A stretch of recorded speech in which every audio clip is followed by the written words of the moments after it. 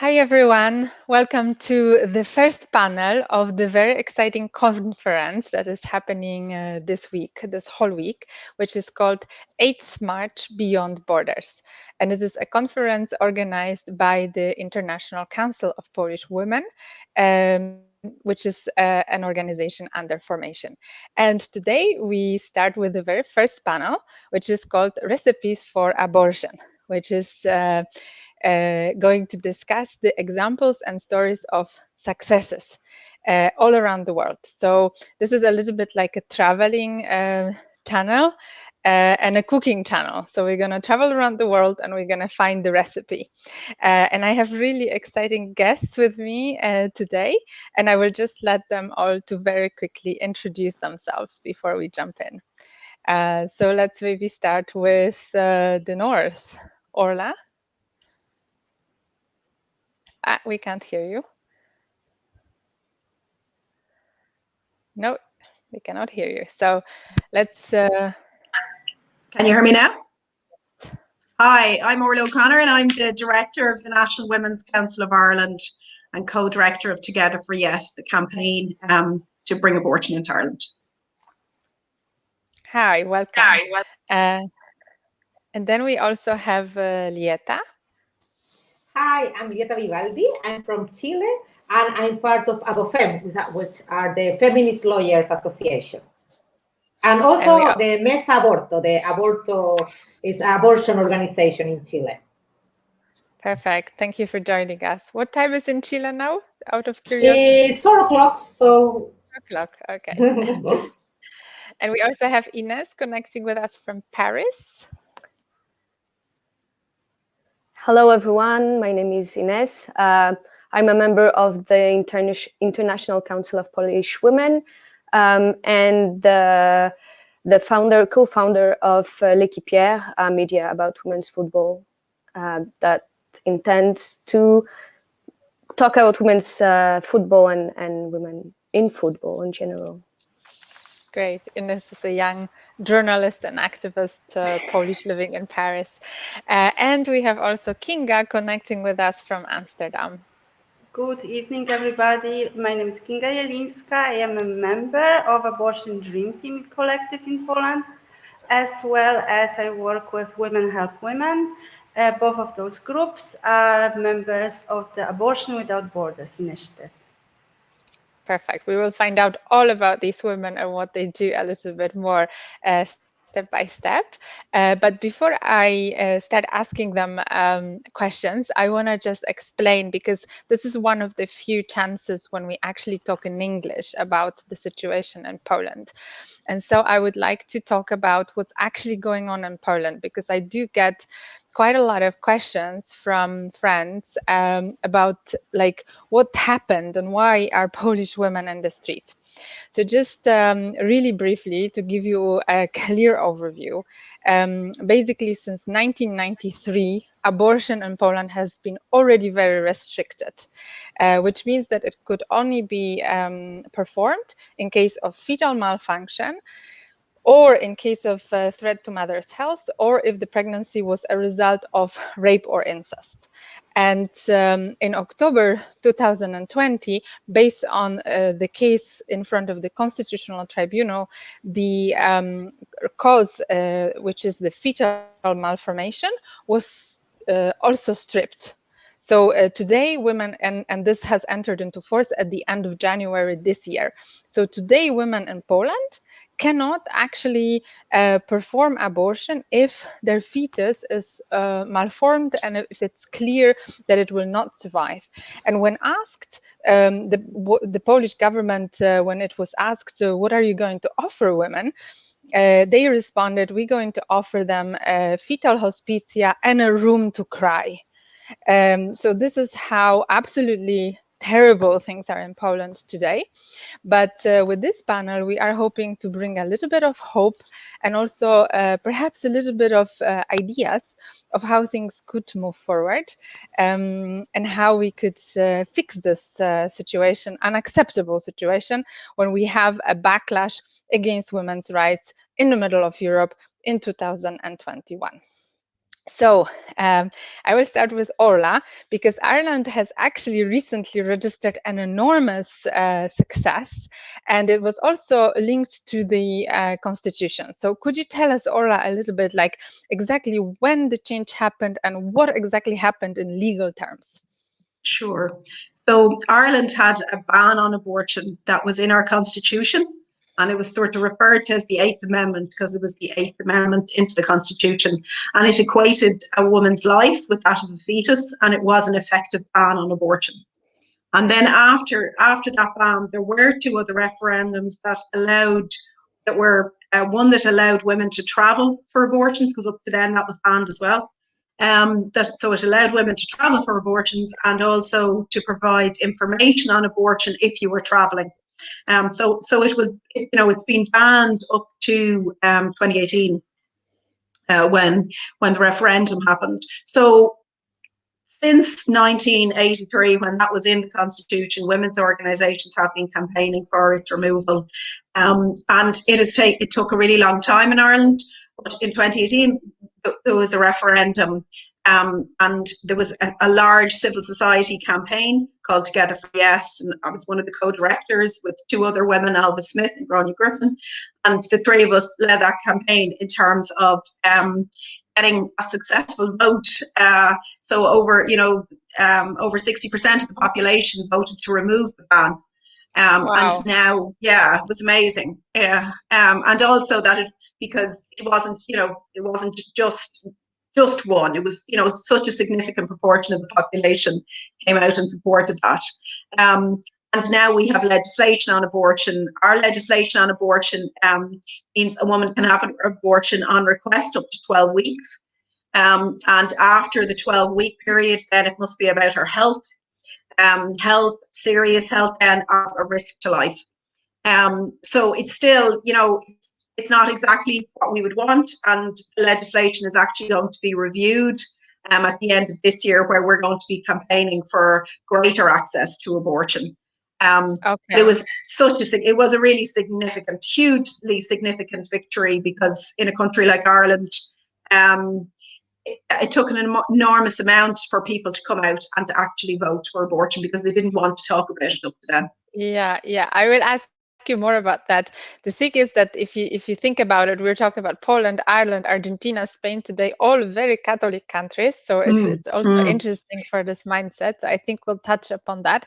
I just wanted to say that anyone watching can post on social media under the hashtag 8th March Beyond Borders. And also you can ask us questions that we will try to answer, whether you're watching on YouTube or whether you're watching on Facebook. Write in comments questions and we will see them here. So Orla, you said that basically, so 2019, huge win for the Yes campaign, landslide victory, but two unsuccessful campaigns before, 1992 and 2002.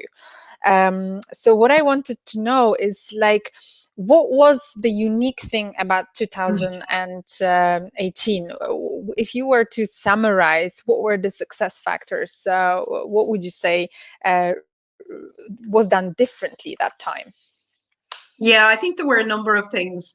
I mean, Ireland had changed significantly, and one of the ones, I suppose, that you've mentioned in terms of the church. So certainly the power of the church, the Catholic Church in Ireland, had definitely waned, mainly because of the whole scandals in terms of sexual abuse, child abuse, but also a real sort of sense from Irish people of wanting to leave that type of an Ireland behind.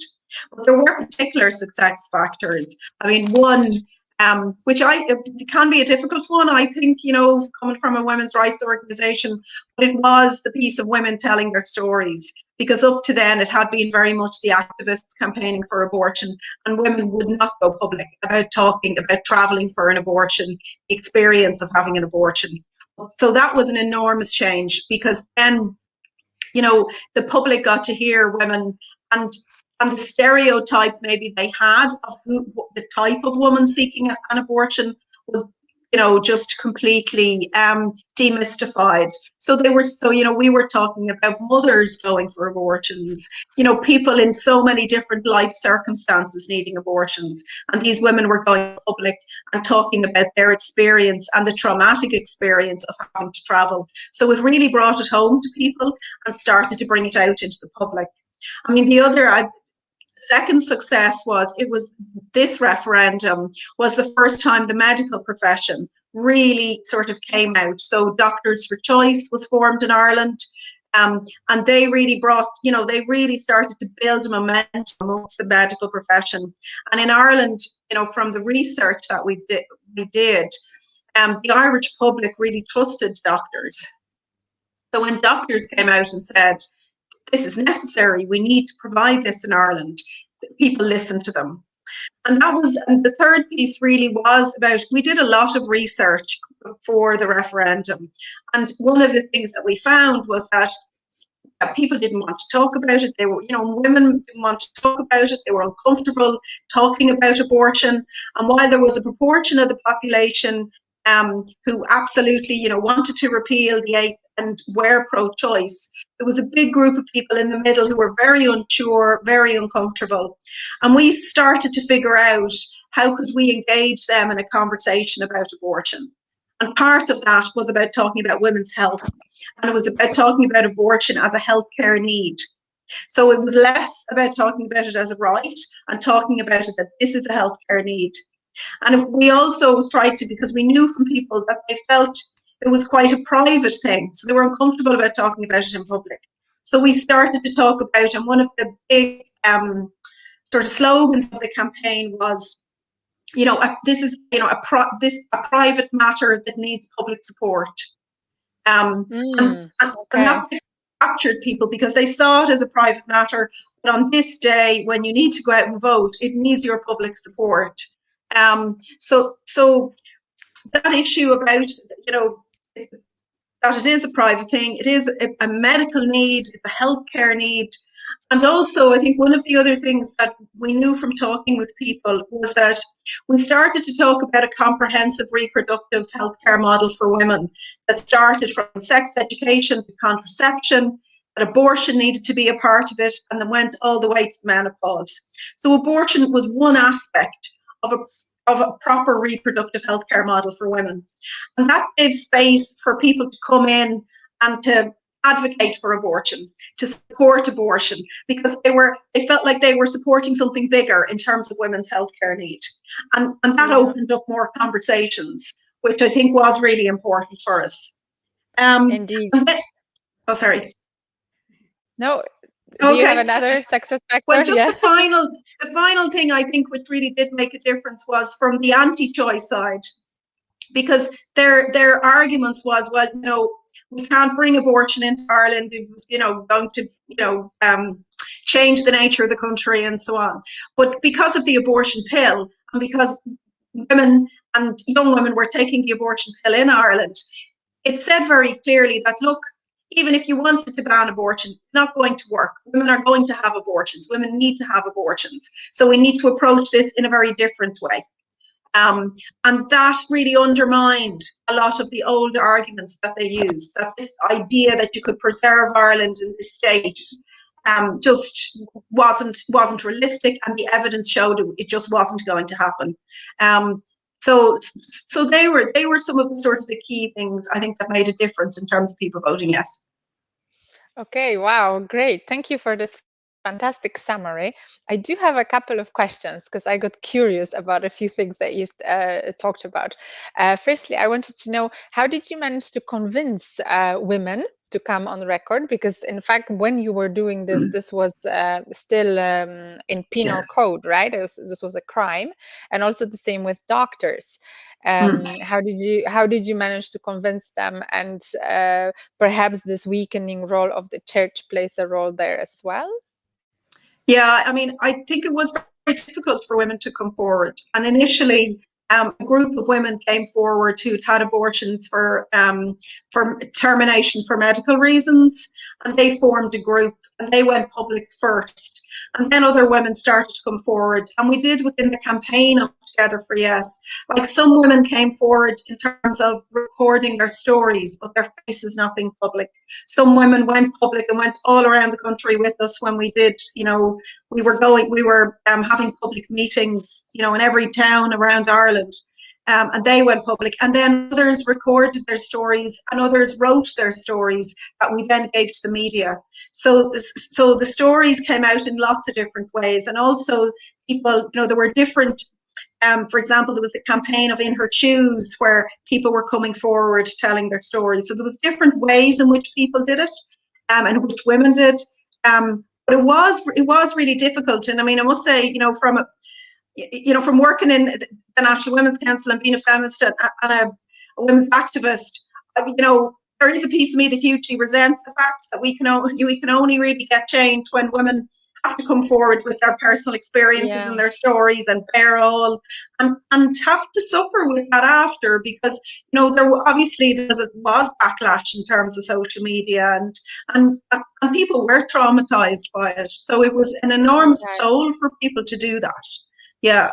In relation to this didn't come without sacrifice. Absolutely. Yeah, very much so. Yeah. Yeah. And also some well-known women as well came forward, and that made a difference in the media. In terms of the doctors piece that you were asking, so there's a global movement of doctors for choice. And so a number of doctors who were pro-choice formed Doctors for Choice in Ireland, and they became members as well of the Women's Council and of the coalition to repeal the eighth. So I think the fact that some doctors were brave and courageous and took that step then really encouraged and supported other, other people in the medical field. And I think what was significant was the heads of the masters, they're called, of our maternity hospitals. Some of them came forward as well. So that was really important. Yeah, and I mean, I must say, towards the end of the campaign, like in the heat of the referendum campaign, there was a huge public meeting organised with so many people in the health professions, and it was hugely emotional because so many of them then were part of the campaign at that point. Wow. And we also pushed them, we pushed them as well as spokespersons.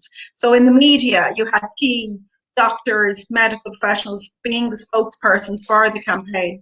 And that was hugely important because we knew that Irish people listened to doctors. Okay, wow, that's incredible. And you knew this from the research. And I wanted to ask you about this research because this is a very systematic approach to change. I wanted to know who financed the research and also who carried out this research for you and on what scale. Could you tell me a little bit more about that? Yeah, so this is one thing that we really learned from the marriage equality referendum in Ireland, which was 2 years before the abortion referendum, was the importance of research. And we had to cobble together. We didn't have a lot of money for research, so all the different organisations had to put in some money to fund it. And there is a really brilliant organisation in Ireland. It's Language, they're called. And they would be of very strong social conscience, and they had done the research for the marriage equality referendum, and so we asked them to do the same for around abortion. So they did a lot of research in terms of finding out what was the public's thinking about abortion, what were the type of arguments that might alienate the public, that would draw in their support. There were focus groups done as well. And we also tested some of the messages that we were coming up with. So some of the messages we were going to put on posters, that we were going to put on leaflets, we tested them as part of the research. And that was really important. And it's without a doubt one of the big learnings in terms of campaigning in Ireland. To have that, because I think when you're working so hard in an area and when you're like an activist and you're in that space all the time, it's often hard to take a step back and think, it's this the thing that we used to say, if I know I'm right and I just keep telling you I'm right, in the end, you're going to agree with me. And that doesn't happen in real life. Yeah. Exactly. It is not easy to come out of our own sort of world where everybody agrees with us, you know, we hang out together and so on, and think about how to talk to the broader public whose votes you actually need to get the 60%. So this is such a fantastic story, Orla. I have taken some notes because I'm really writing this recipe for abortion tonight. So thank you so much. And then I think we will maybe, how about we visit Argentina now? And we will do it with support of Ines. So Ines is Polish and she lives in Paris, but she has made an interview with an Argentinian activist for us, and she will tell us about it in a moment. But first, Ines, could you just tell us what is the situation in Argentina today?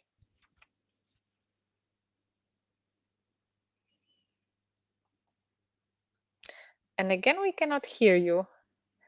And we did all the tests before the panel. And voila. Yes, it's just because I deactivated my microphone. Sorry. I was saying that abortion in Argentina is legal now for a few months. It was voted in December 2020, and it's officially legal since January. It is legal until the 14th month of pregnancy, like in many other countries. I don't know if you want some historical details now, or shall we in a moment directly with the video? Yeah, before 2020, what was the legal situation? It was only allowed on the basis of sort of fetal malformations and incest or rape or threat to mother's health, right? Exactly. It was these three cases, legal, written in the penal code since 1921. Mm-hmm. Yeah. Okay, so big change in 2020. And whose interview are you going to show tonight? I'm going to show an interview with Melissa Garcia from ABOFEM Argentina, which is a sister association organization to Lieta's organization. So there's going to be several similar things, I think, to say. And Melissa explained what changed in 2020 and how what made actually the legalization of abortion possible this past few months. Okay, great. So let's see the video now, and then we will continue the conversation.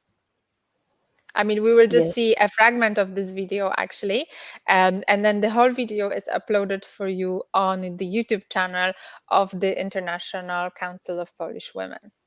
Yes. Can you see the video now? Yeah. Let's just now? take this. Mm-hmm. Okay.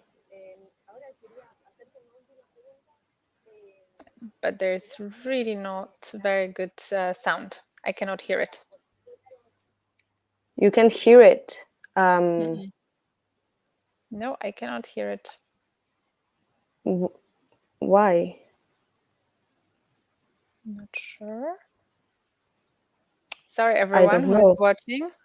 I'm just going to say, oh, wow, we have really a lot of comments. So I'm actually going to perhaps read them whilst Ines is trying to fix the technical problems. I think you have to share sound from the computer. But we have a lot of hello. Paulina have said hello, Agnieszka. And Agnieszka says, thank you for talking in English. Another Agnieszka sent us some hearts. Hello from Germany, from Dorota, and hello from Prague, from one of the Abortion Without Borders team members, and Geneva, Switzerland, Paris, Copenhagen, Geneva again, so really fantastic. Also the representatives of the women's strike in Poland are listening to us. Hashtag solidarity with Polish women. And actually there is a question for Orla, so perhaps we can take that. Do you still see a lot of pro-life organizations pushing to bring back the ban? What does the profile landscape look like in Ireland now? Sending love from the ladies of Ciocia Czesia. These are ladies who are organizing abortion in Czech Republic? So yeah, I mean, the anti-choice, I suppose, side and groups are definitely still here in Ireland.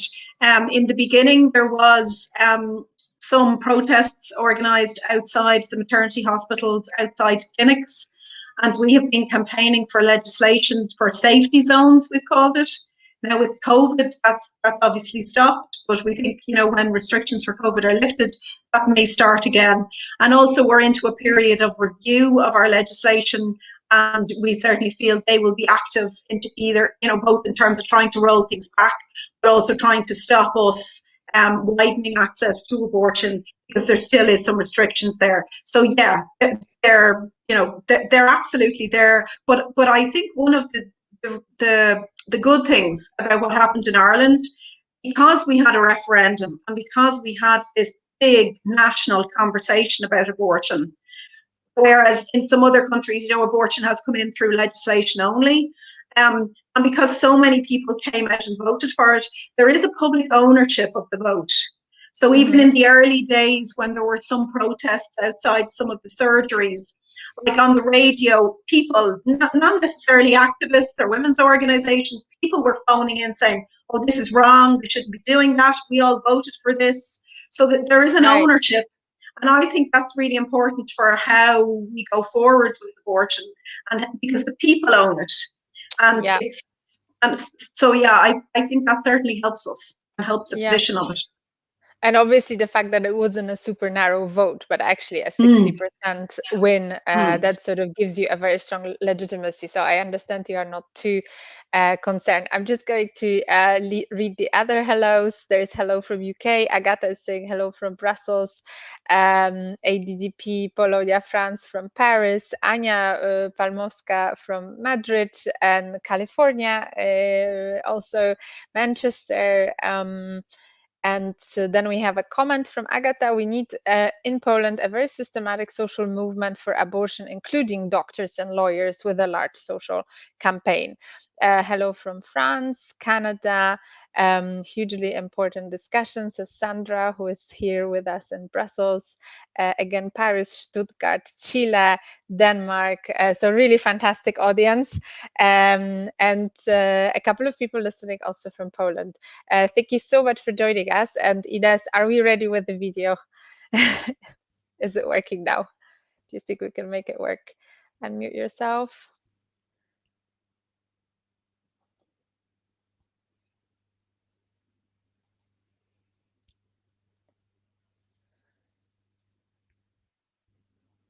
You are muted, Ines, but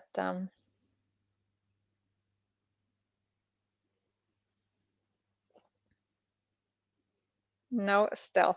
Okay, I think we're gonna jump into Chile then, not to keep everyone waiting for our recipe, and then we will see what we're gonna do with Argentina. This is Murphy's Law. We have done so many rehearsals and it's just not working. I think if you try to play it from your computer, Ines, then maybe it should work. So Lieta, hi, thank you for joining us. Nice to meet you. And again, same question to you. What is the situation in Chile now? What is the legal situation for abortion in Chile? Yeah, many thanks for the invitation and for sharing this panel with all these inspiring women. So many thanks. So in Chile, until as recent as September 2017, Chile was one of the few countries in the world that did not permit abortion under any circumstances. So this wasn't the case, any circumstances, until 2017. So almost 3 years, 3 years ago.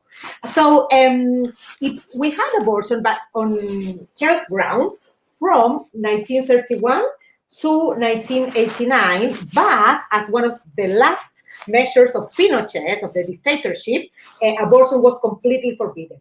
And feminists at the moment thought that was going to be an act easy to revert, but actually it took 25 years to revert. So at the moment, we have a law which allows abortion on 3 grounds. If the woman's life is at risk, fetal anomalies incompatible with life, and in the case of rape.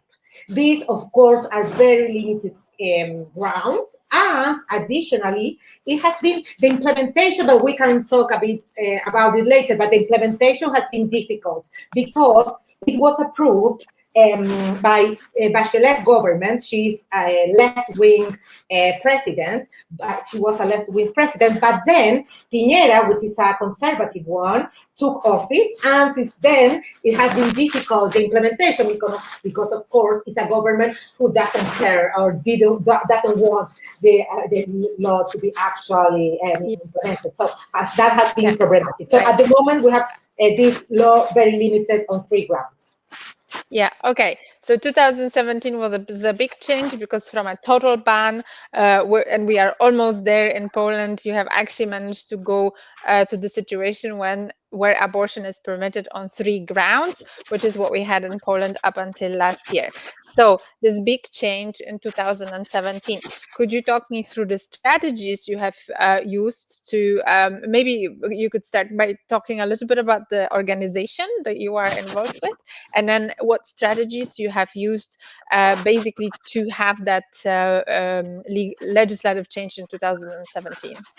Yeah, actually, I was living in London when this change took place, because I was there, but I was part of this association, Mesa Acción por el Aborto Chile, which is like an organization for abortion.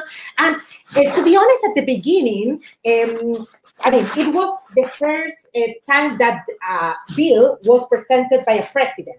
Because before it was presented by a parliament, and in Chile we have a very presidential system. So it was very important that Bachelet was the first president to introduce the bill, and actually she was supported by a center left-wing coalition who also demanded the abortion, and the feminist movement was very strong. And so she was the head of UN Women before, so she had a lot of pressure in order to improve our situation, women's situation.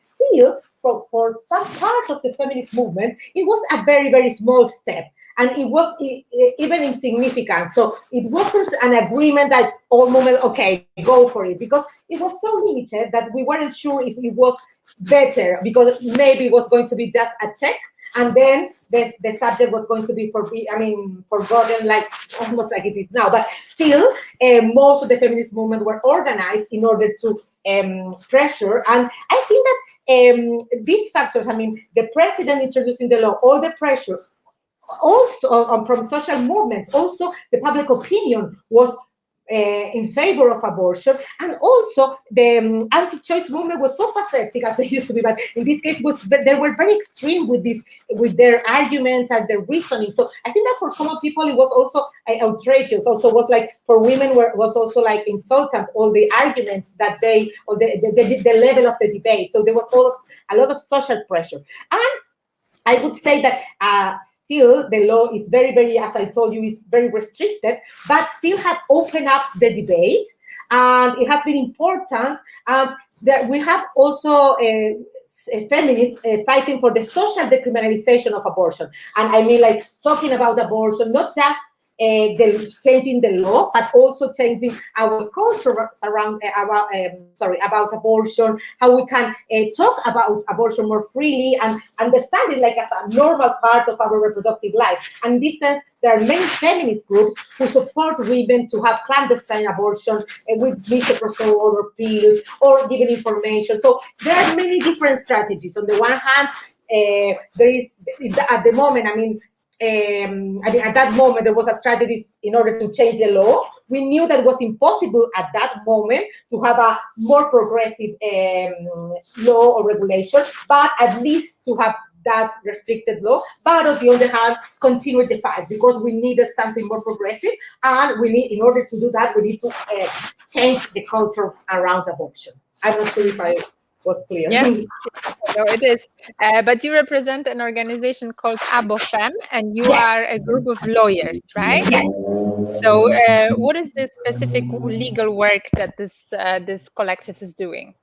Yeah, actually, we started in 2018 with, I don't know if you heard about the feminist revolution in Chile that took place in May 2018. That was very important, and it started in education because of many sexual assault cases that came to the light. So there was a huge organization, and Abofem started there in order to change the way in which, or to try to change the way in which law is so, patriarchal. The way in which law is not only taught in the universities, but also the way in which law is applied.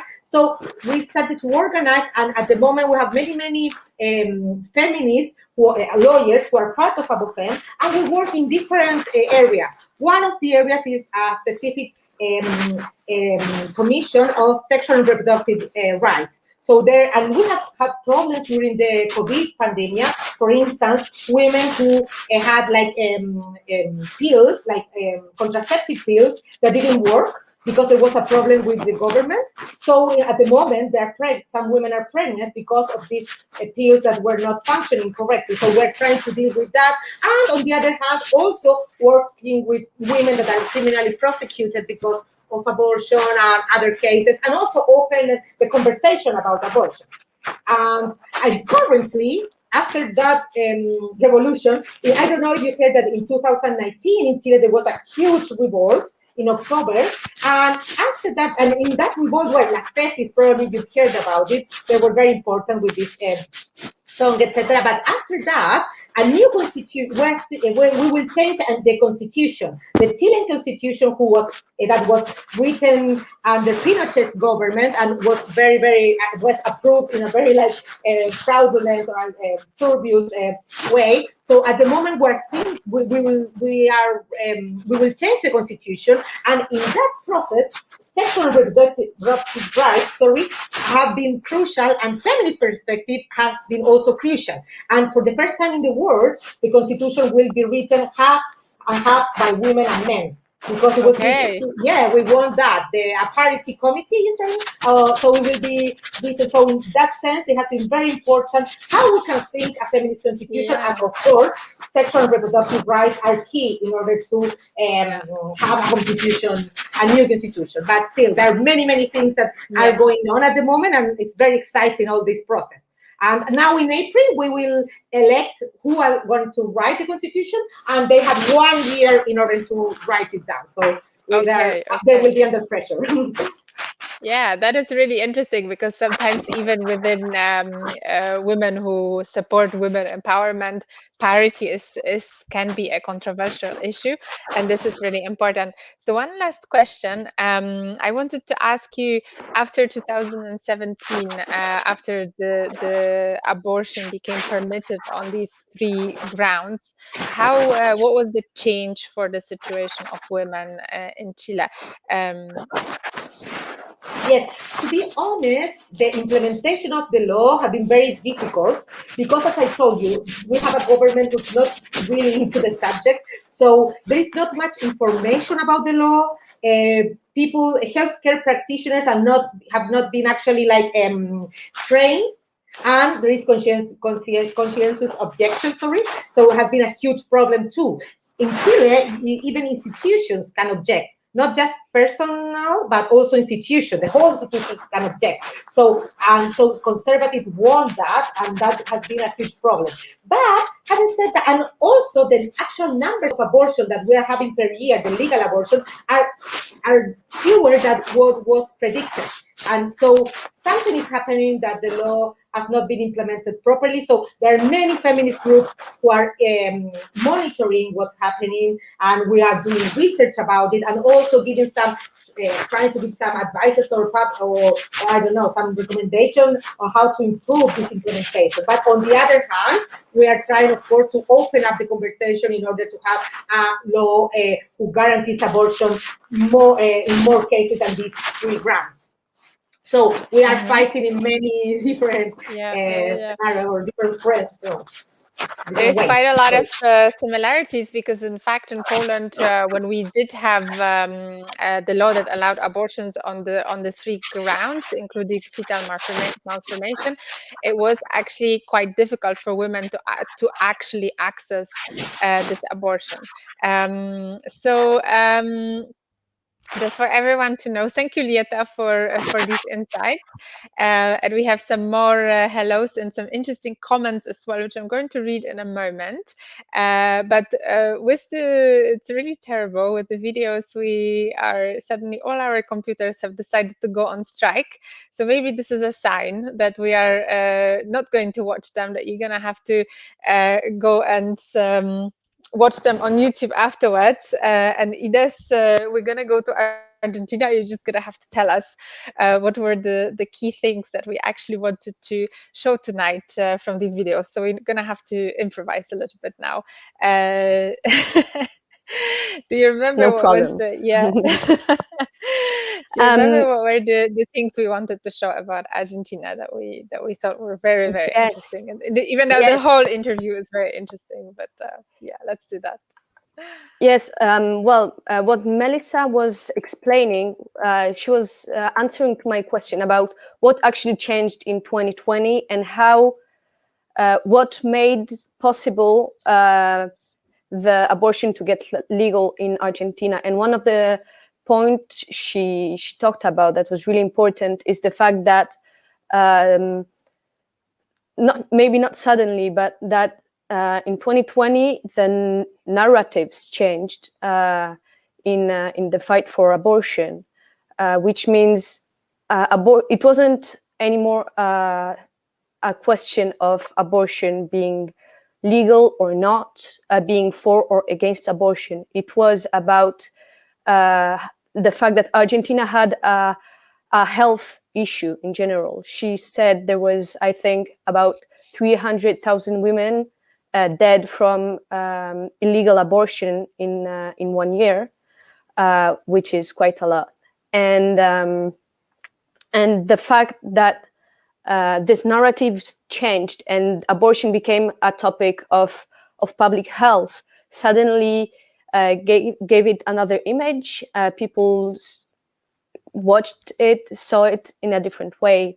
And this was the most important thing that made possible the abortion in Argentina. Then there were others also, but in the fragment, in the extract we were about to see and to show you was mostly about this. And she was ending her little speech about this, saying that abortion exists, we can't stop it because there are going to be abortions anyways, illegal ones, so we can't deny it anymore, and we have to find a way of stopping the deaths caused by the illegal abortions in order to just take care of public health. Yeah, so very similar to the Irish case study as well. And then maybe you could tell us a little bit more about activities of ABOFEM in Argentina, because they are, it seemed to me, active in at least 6 or 7 fields, so it was quite extensive. Could you just explain what the organization does? Yes, the organization works in many different fields. Concerning abortion, they were, well, first as women, as activists, they were fighting in the streets, manifesting, demonstrating. They were also accompanying feminist associations and organizations in their fight in a legal way, being their lawyers, basically, since ABOFEM is an association of lawyers. Sorry. Another field was the creation of a monitoring and statistical committee on a federal and international levels. And I think in this committee, they were also they are working with Julieta with ABOFEM Chile. Am I right? About monitoring and getting statistics on abortion. I think that's they are working with you. Yeah. And another field is supporting women that wanted to abort before the legalization. Many women were sending them messages, calling them, telling that they want to abort and they don't know what to do. So they were giving them advice. And especially during the pandemic, 2020 was a difficult year for this because of not being able to leave their house for one.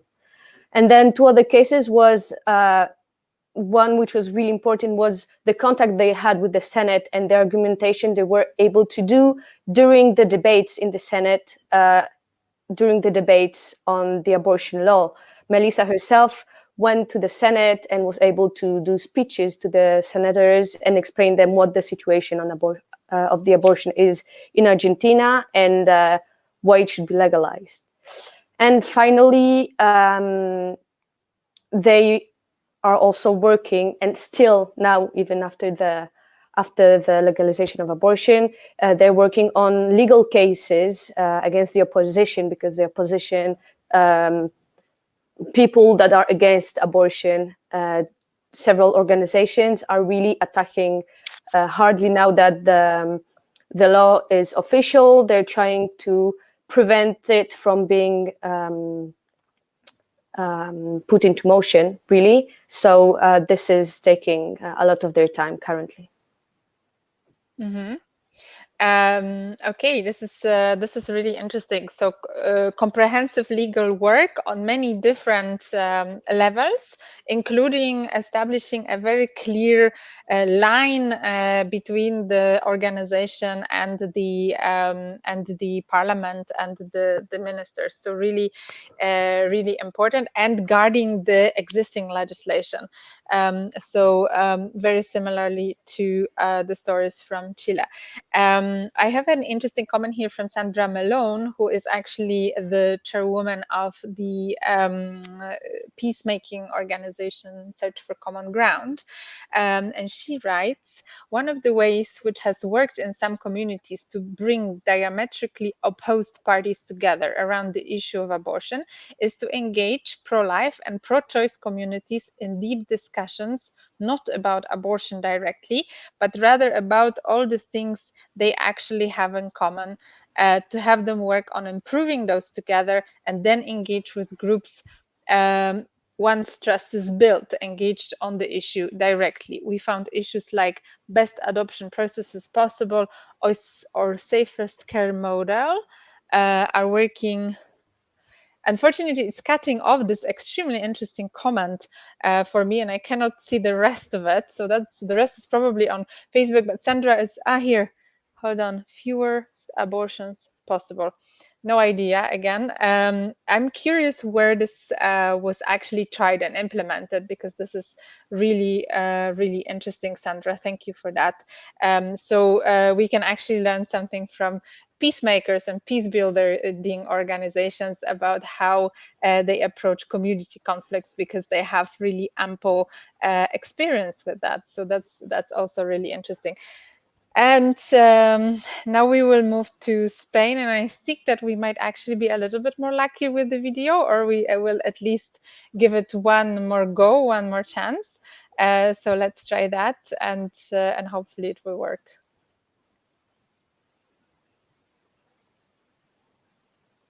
No, and again, the sound problem.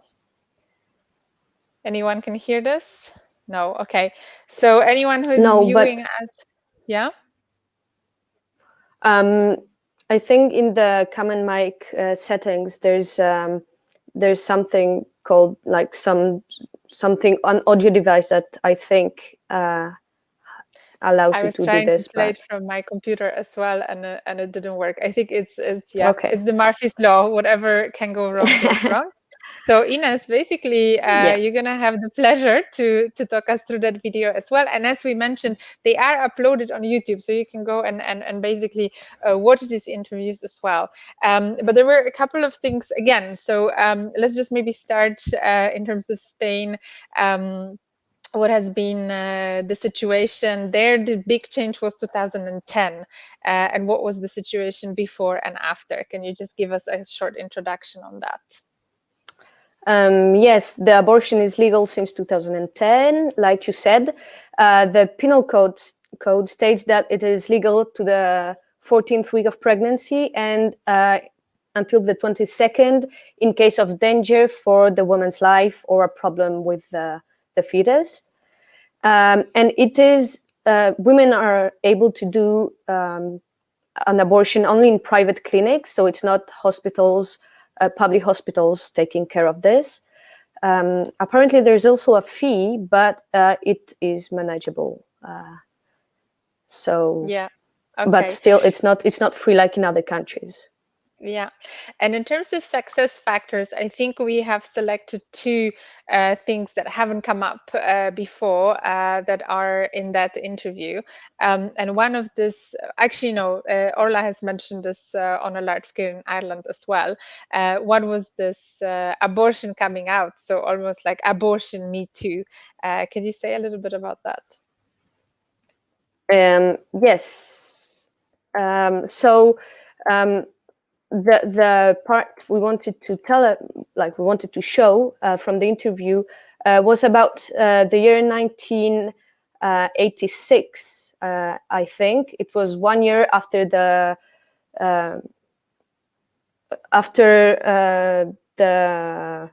some cases of abortion were legal.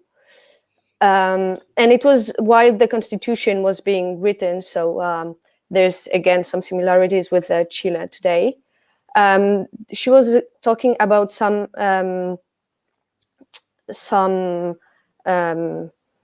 mobilizations and demonstrations that were happening. They were called one of them was called Las Once de Bilbao, in which 10 women and 1 man were accused for practicing abortions, and many manifestations. Many people went to the streets to defend them, and it was a fake trial made by the demonstrators in order to support them. And people were saying, sorry, it's not really clear. There were voices, people going there saying, so especially women, saying that they also aborted, and it became a little bit like the Me Too hashtag from a few years ago. The words "I aborted" as well started to become kind of viral, and it had a big impact on the public opinion. Yeah. So, I think she mentions 25,000 people who eventually went on record talking about abortions, including celebrities. So a massive scale, and also again people who also admitted to carrying out abortions. And I think this comes out also in the Argentinian case. So yes. Again, this kind of going public, right? Going public was huge. And then the other thing that I remember from this interview was that 3,000 cases were presented in front of the court during the time when the abortion was not yet, elective abortion was not yet fully legal, in order to safeguard the law. So very much similar work that Lieta was describing to us in Chile. So making sure that the actual existing law is being implemented. So really interesting aspects here. And then I will finally ask Kinga to jump in and talk us through a little bit about how all of that relates to Poland. But before we do that, perhaps I will ask you to also tell our viewers who is Abortion Dream Team and who is Abortion Without Borders, and what is your main role at the moment in this situation? Thank you, Paulina. So let me start from Abortion Without Borders. It is an initiative of 6 feminist groups, and what we do abortions, and we help people get safe abortions, people from Poland. So how it works in practice is that those who call Abortion Without Borders or contact any of the groups in this initiative can get information about how to use abortion pills safely at their houses. These are protocols recommended by the World Health Organization. It's a common practice in other countries, and get those from reputable sources such as Women Help Women, organization I run, into Poland.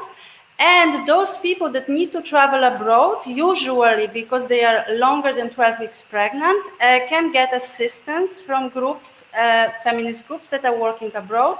That assistance include support for travel, translation in the clinic, arranging the appointment, as well as assistance towards funding of the of the procedure. So we are the practical kids on the block, and we make sure that despite the shitless laws that we have in Poland, safe abortions are happening still. I can say that the number of Abortion Without Borders had become viral now during the protests. And ironically enough, the traffic to all of our groups have tripled, if not quadrupled. And a lot of people in Poland now know how to have a safe abortion.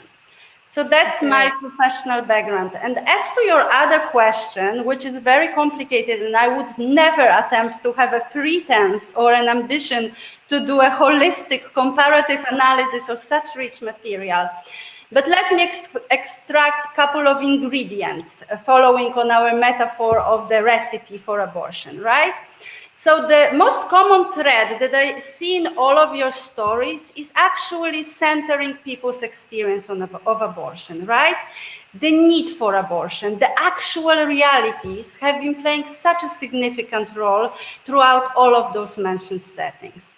In other words, to me, it seems that for the change to happen, the abortion reality needs to become visible. Yeah, would you agree, my fellow panelists? There is almost like an inherent truth, right, in those stories, and undeniable sincerity, honesty, right? And the idea behind it is really destigmatization, showing and talking about abortion experiences, abortion realities, as they happen. We have mentioned here strategies that show people who told their stories, their own abortion stories. Orla talked about it very nicely in case of Ireland, but also in case of Spain. We heard about stories of people who help, who do abortions, who help people with abortions, right? There's a huge movement of feminists in Latin America. The groups I'm involved with are also part of this global movement, as well as some formal medical providers. We talked also about the importance of facts and the importance of science and research, right? To show what abortion actually is and how it happens. So the stigmatization is closely linked to debunking myths, right? To meeting people where they are at, actually. It is linked to dialogues, it's linked to activism, and it seems to be an essential recipe to build up societal support, right? To build up empathy, to build up the trust that people themselves, pregnant people themselves, should be considered experts on their own lives and should be trusted with the decisions. And I think it is the theme that when we fight for any social justice issue, we need to go for it. It's not about being apologetic, euphemistic, ambivalent, and stigmatizing it, right? We see also in Poland that the discourse has changed. It's not anymore about masks, about the veils of disguise, right? And talking about some, conceptual they, those other people. It's more about talking about us and about the I narrative and we narrative that we are now hearing. So it's not anymore about not mentioning the A words. I would say the crowds in Poland, just like the crowds in Argentina and often in Chile, are talking about abortion quite proudly, I would say even shamelessly, because there is nothing to be ashamed. And abortion became okay in Poland, right? It's an abortion with a capital A. The other thing that I'm hearing here, if I may, is the theme of law, right? So we have heard a lot about the law and the focus on the legal reform as this presumed biggest milestone, some sort of a climatic moment of change. And let me play a little bit of a devil's advocate here, just to challenge us all a bit, right? And build up on the stories from Chile, but also from Ireland and from very many other geographies.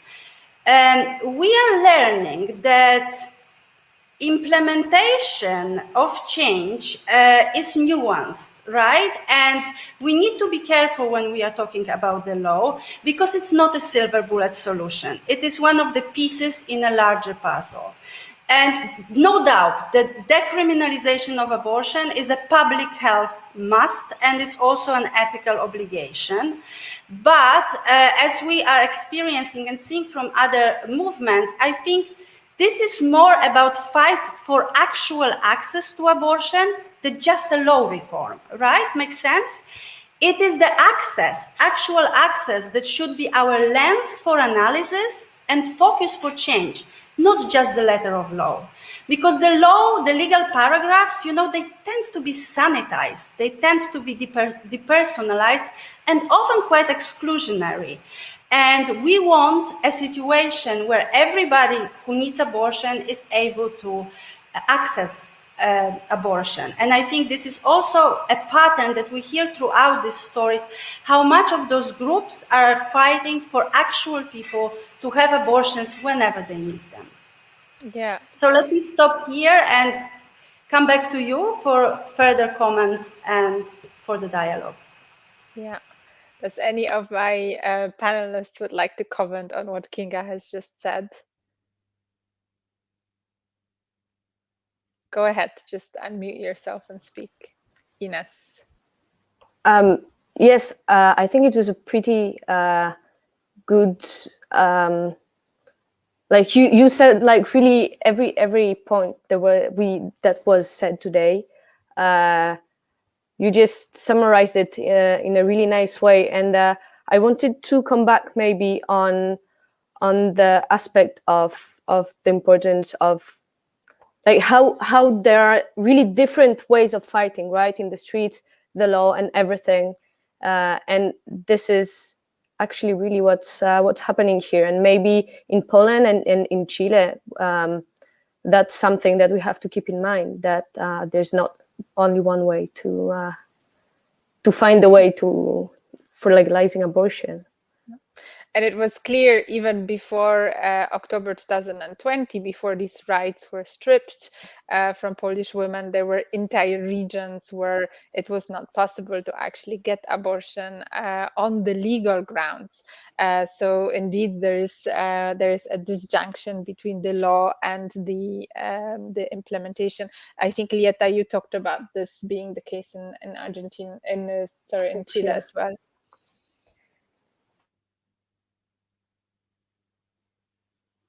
You're nodding yes.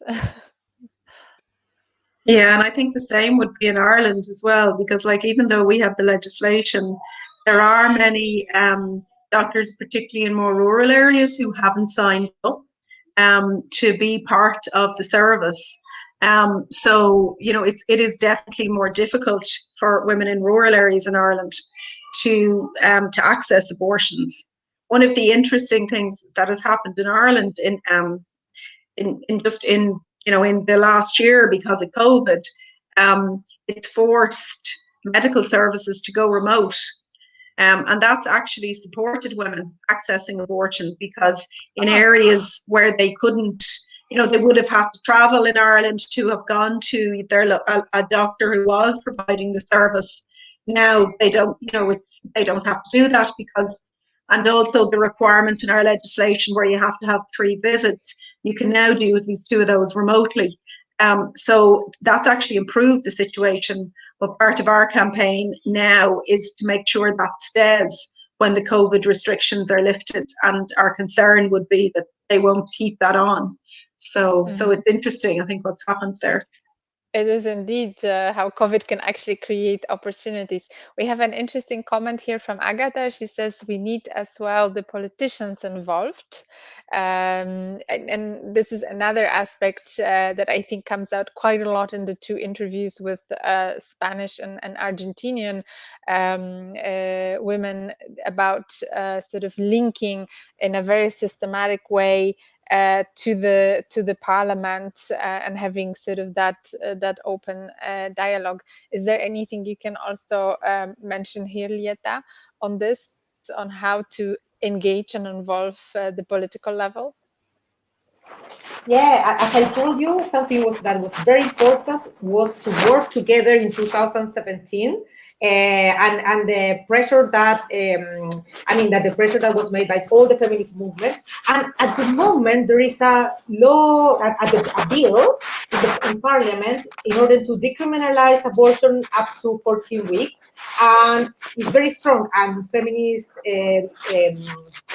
parliamentarians are working for that. But to be honest, it doesn't have all the support of feminist movement. We are working together because we're not sure that just the decriminalization at this stage is enough. As we are talking, we need something more. We need, of course, decriminalization is important, but we need actual access to abortion. And in that sense, we are at the moment we have our allies in the parliament, and there are very important feminist women there, or feminist people there. But we are at the moment negotiating what to do in respect to this law, and also to see, as I told you, working together with all these people who will be elected for writing the new constitution in order to guarantee some essential reproductive rights. At least in the constitution we know, it's just the point. I have to say the point of the iceberg. It's just the one part of the iceberg. Yeah. Yeah, but still, it's important to have some feminist principles there: equality before the law, etc., and reproductive rights, sexual reproductive rights. Important. So to work together with all the conventionals or these people who will be elected also is something important for the feminist movement. And actually, feminists, we are supporting some people who are applying for the okay. So you're really making very yes. Clear support for specific candidates who you know will support your bills. For instance, yes. Yes. Okay. In the parliament, we're working together and looking for the best strategies. But also, this constitution will be written by 155 people. So now they're all in the campaign, and we are supporting feminists, of course, and those who are involved with these rights. Sexual reproductive, among others, of course. But we need to write something together to have some ideas of what we need in our constitution. But still, as we were talking, it's much more than a constitution, much more than a law. We need actual implementation, and that's a huge job. And in that sense, we need all the or other levels of politicians involved, not just the parliament, but also local governments, etc. Because, for instance, in Chile, what happens is that the primary healthcare centers, most of them, they're not even informed about the law. And that's also because, for instance, the mayor of that area is conservative, etc. So we cannot all the time be relying on who is in charge. So that's problematic too. So families were like all the time supervising what's happening, and that shouldn't be, of course, but we know. Yeah. The fight is never over. Do I have any other comments from my panelists, or perhaps more questions from the audience? There's loads of comments from the audience, however, not so many questions, but it seems that we have still greetings from many other places, from Berlin and from Poland again, and from Cambridge, and you have the links in the comments to the videos that we really wanted to show and couldn't. And if I may, actually, the link in the comments are the links to the whole videos instead of just a part of them. So it's even better maybe for all of you who are listening us tonight to listen to it entirely, because it's really 2 interviews, 15 minutes, which really show the situation in both countries. And we have, which I think, okay, no, just go ahead. I finished. Sorry.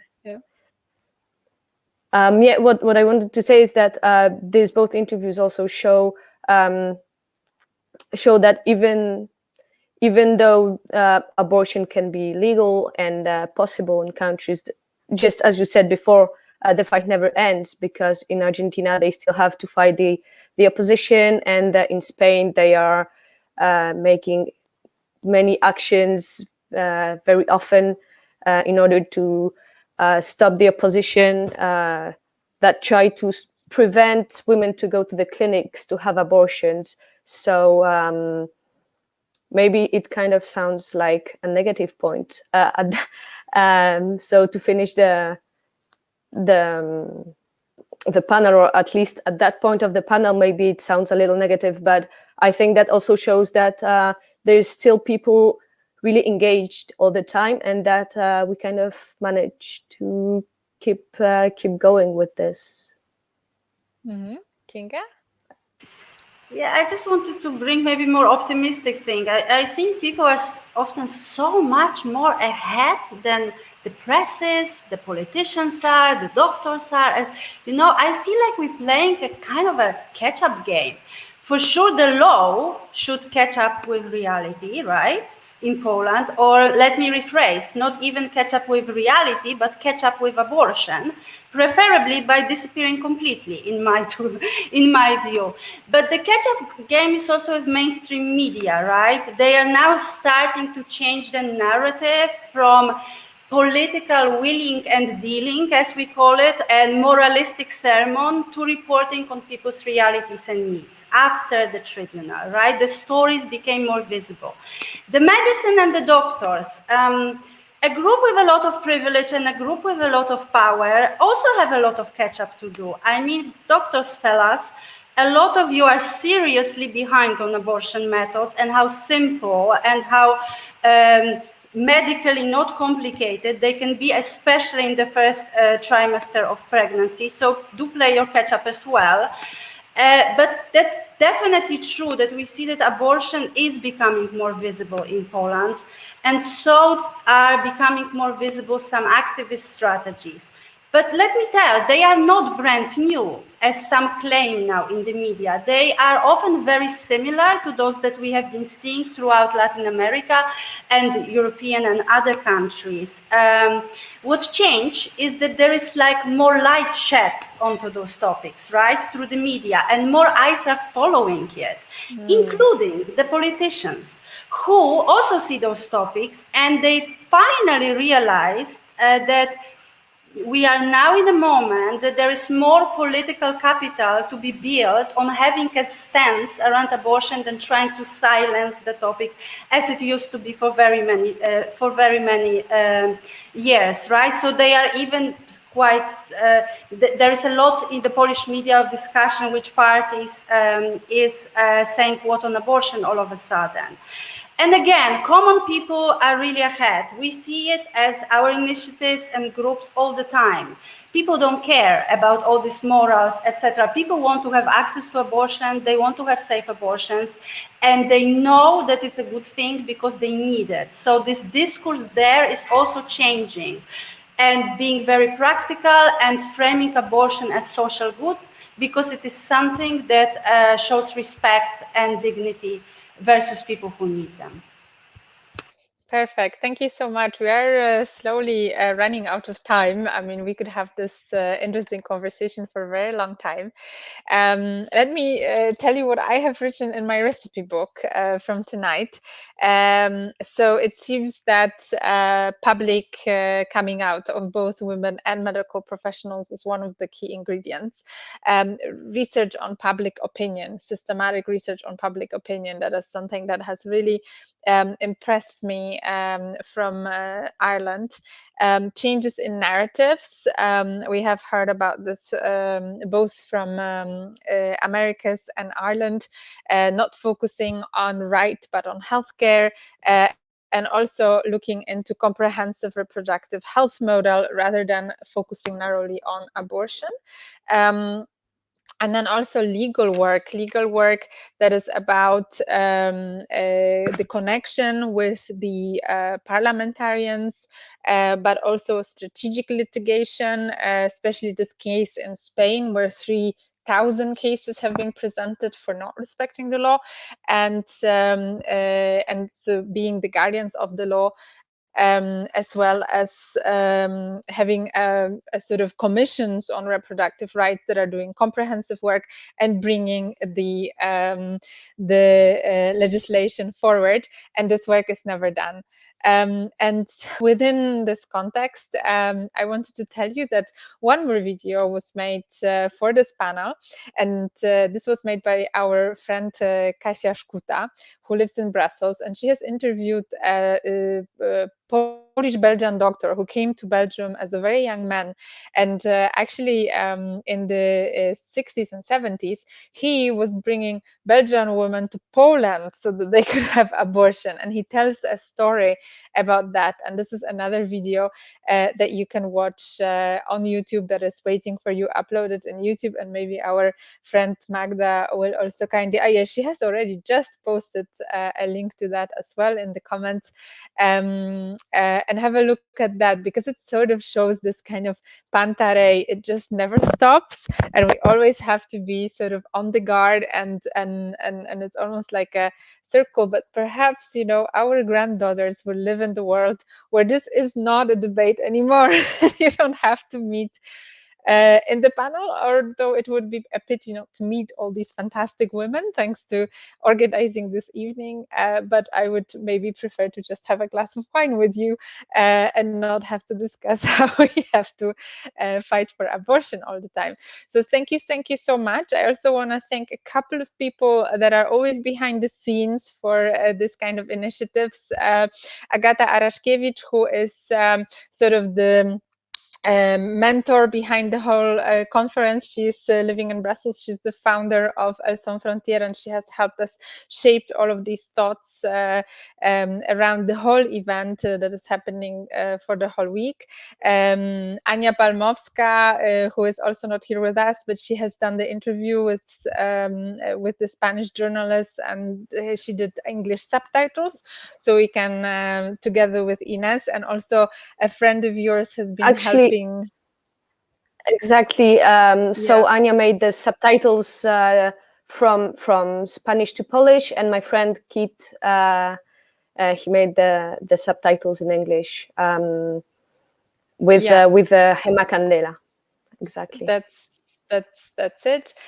We also have Kasia Szkuta, who came up with the idea even to do this, all of these interviews, and she has interviewed Marco Abramowicz for us.